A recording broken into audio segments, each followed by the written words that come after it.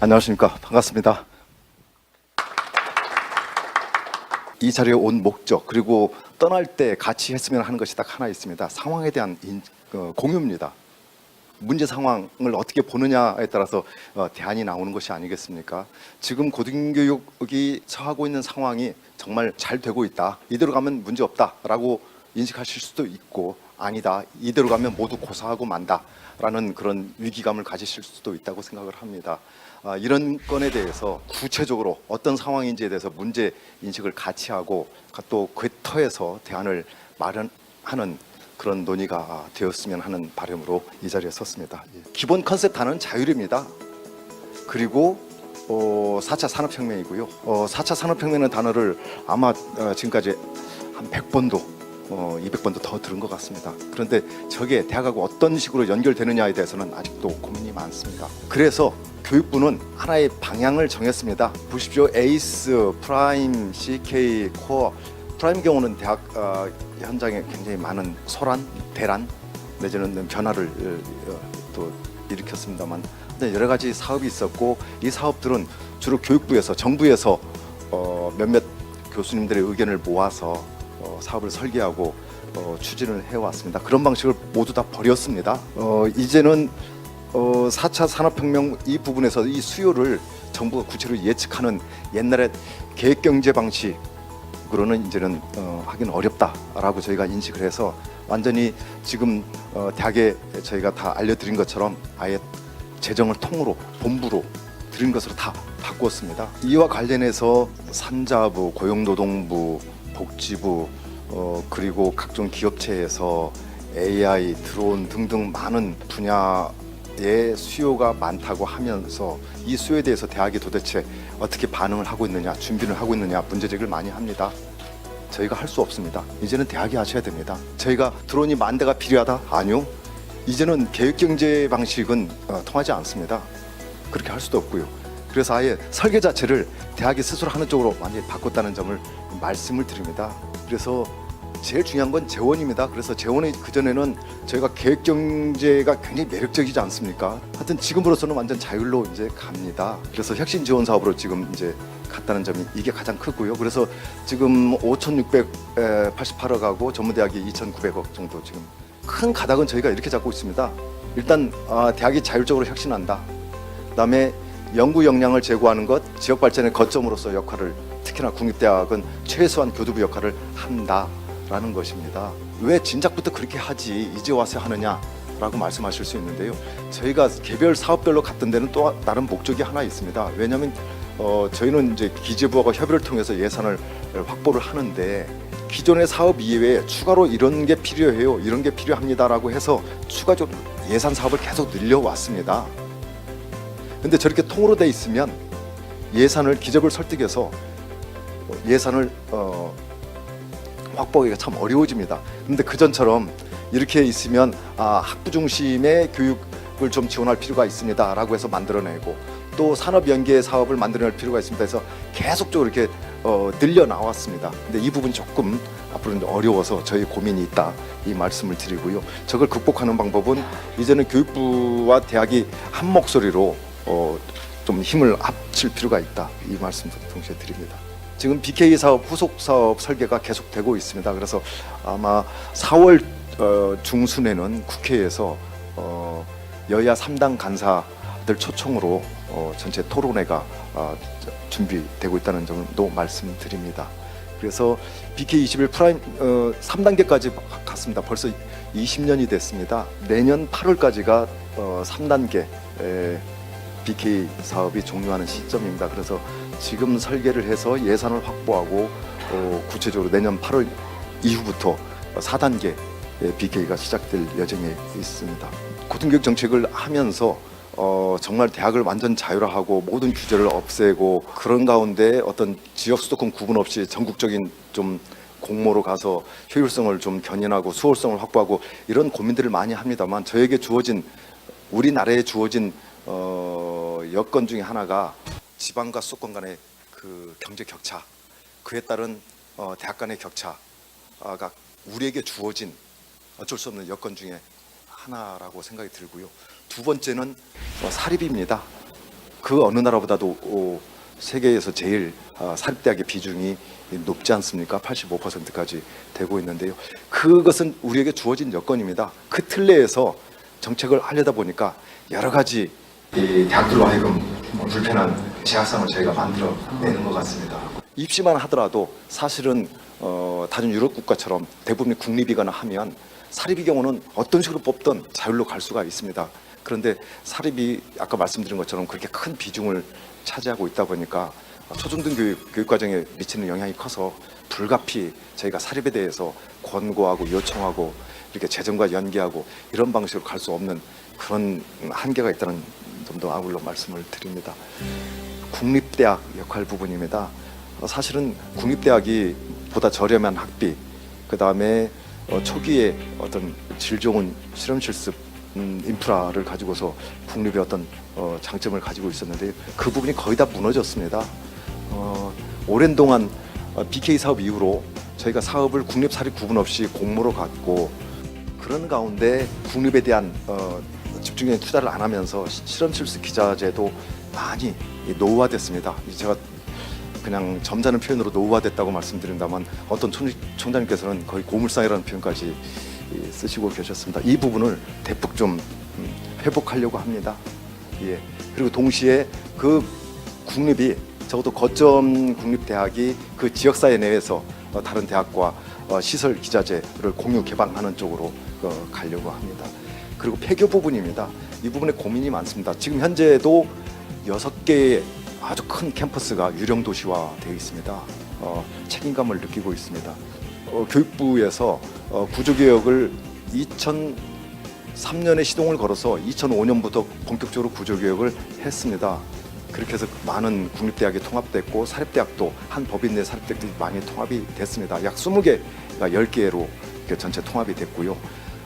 수도권 정원도 일률적으로 전부 다 5%씩 감축을 하면서 95년도 구조개혁이 발동이 됐고 그 이후로 두 번째 교육개혁은 2009년 10년에 들어오면서 역량 강화 사업이라고 해서 나름대로 상위에 있는 대학들의 경우는 포뮬러 방식으로 재정을 투자하고 나머지 하위에 있는 한 20개 정도의 문제 학사 운영이라든가 그런 문제가 있는 곳은 집중적으로 저희가 조사 감사를 해서 사실은 폐쇄로까지 끌고 갔습니다.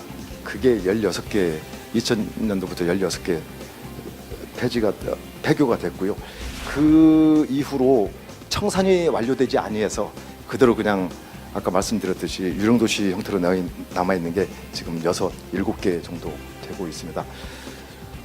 일본의 사례는 저희한테 참 유의미하다고 생각이 듭니다. 일본의 사례는 국가가 직접적으로 정원을 조정하거나 폐쇄를 하지 아니하고 점진적으로 1000명 내지는 10,000명 이하로 줄여가면서 특성화 쪽으로 해서 지역사회와 연계해서 생존하는 쪽으로 이렇게 유도를 해 나가는 정책을 저희가 분석을 해 보았습니다. 그래서 지금 정부에서는 일단은 특정 대학을 문제가 있다고 해서 집중적으로 조사 감사를 해서 폐쇄로 무력으로 끌고 가지는 않는다라는 점을 분명히 말씀을 드립니다. 정원 정책은 이미 거의 이제 의미가 없어졌다고 봅니다. 아시는 것처럼 1차 구조조정 때 저희가 A, B, C, D, E로 나누어서 정원 감축한 게 25,000명이었습니다.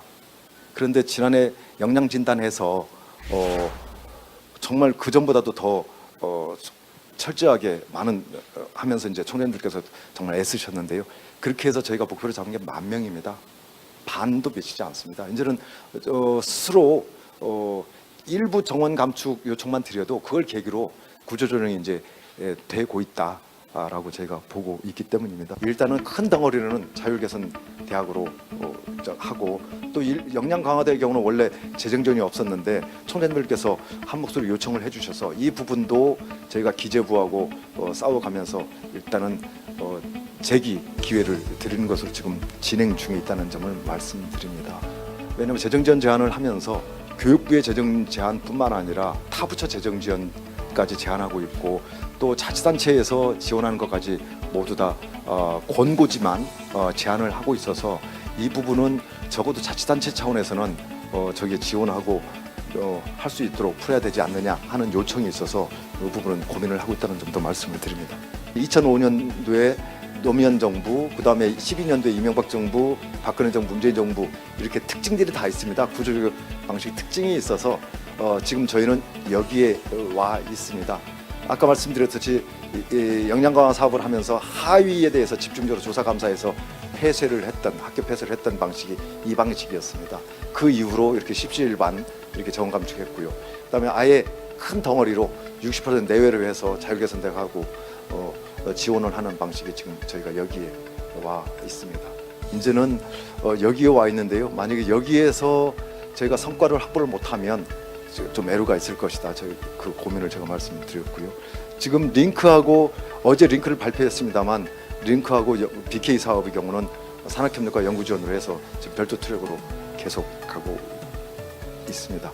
예, 올해 예산입니다. 올해 예산이 전체 교육부 총 예산은 76조 9,163억입니다. 지난해에 비해서 고등교육 예산만 약 5,800억 원이 증가를 했습니다. 정말 요 근래 가장 큰 폭으로 증액이 됐다는 점을 말씀드립니다. 그래서 어디가 늘었는가 이렇게 보시면 시간강사 지원 아예 신규 원래는 국립에 대한 시간강사 지원비는 1,123억을 저희가 국립대학교에서는 지원을 해오고 있었습니다. 그런데 여기 이제 사립대학에 대해서도 직접 인건비로 지원할 수 있도록 처음으로 기재부하고 싸워서 직접적인 인건비를 확보했습니다. 지금까지는 사립대학에 대한 직접적인 인건비는 없었습니다. 그 다음에 국립대학 육성 관련해서 700억이 들었고 공영사립대에서 연구비로 10억을 확보했고 인문사회 기초연구 147억. 이 분야 돈 확보가 참 어려웠습니다. 예. 그 다음에 이공학술연구에서 1,136억이 들었고 대학 혁신 지원 사업 이 부분도 정말 많은 총장님들께서 한 목소리로 해서 기재부에서 1,200억 정도 국회에서도 많이 협조를 해주셨습니다. 이거는 뭐 별로 늘은 것이 없고요. 예, 그 다음에 산학협력 고도화 지원 사업에서 이렇게 세부 내용이 늘었다는 점을 말씀을 드립니다. 일단은 여기서 보면 국립대 운영이 많은 것 같습니다만 국립대에서 운영하던 다른 기타 사업 분류를 이쪽으로 편성했습니다. 그래서 이 부분은 큰 변화가 사실 있는 건 아닙니다. 일단 노란 것 학술 연구 부분이 점진적으로 느는 것이 특징이라고 보실 수가 있겠습니다. 지금 대학에 들어가는 돈을 저희가 보면은요, 교육부에서 고등교육에 들어가는 게 10조, 그 다음에 산자부, 고용부 등등에서 대학에 들어간 돈이 5조입니다.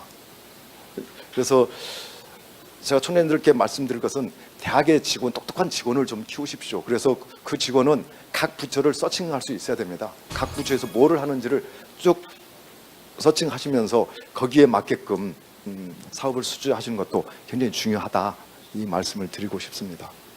지금 우리나라는 1900년대 일제 때 저희가 전문학교 중심으로 시작을 했고 또 해방 이후 특히 49년도에 농지개혁법 이후로 사립이 대폭적으로 증가를 했습니다.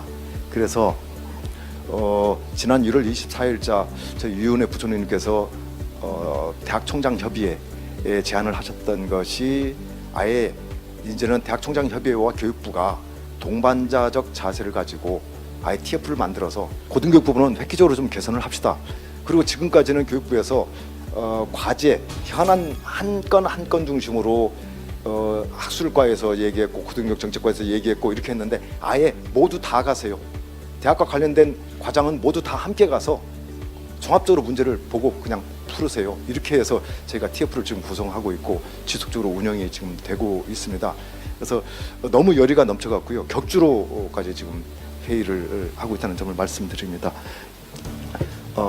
정책 기조 이 부분에 대한 고민이 계속 있습니다. 그래서 기초학문 육성과 시장 분야, 그 다음에 저희가 전문대학 일반대학 구분이 거의 없어져서 전문대학을 중점적으로 키우기에 조금 부담스러운 면이 있다는 점, 그 다음에 여전히 고등교육이 정말 공공재임에도 불구하고 학부모들이 호주머니에서 돈 내서 다녀야 되는 방식의 어떤 그 프레임이 너무 강해서 그 부분에 대한 개선이 좀 필요한 부분에 대한 그런 고민이 있다는 점도 말씀드립니다.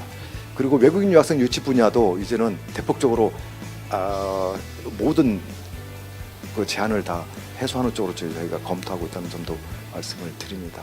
마무리 말씀으로 제가 그렇습니다. 현상 인식을 같이 할 때 저는 힘이 생긴다고 봅니다.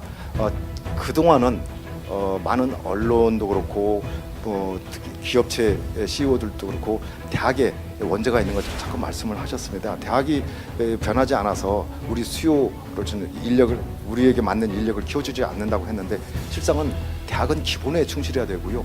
거기에 더해서 응용 부분 또 기업이 쓸 부분은 최소한 6개월에서 1년간의 오리엔테이션 과정을 거쳐서 원래는 써야 됩니다. 그런데 그 부분이 이제는 대학에서 그것까지 다 해야 되는 것처럼 인식이 되고 있어서 이 부분에 대한 개선도 필요하다고 봅니다.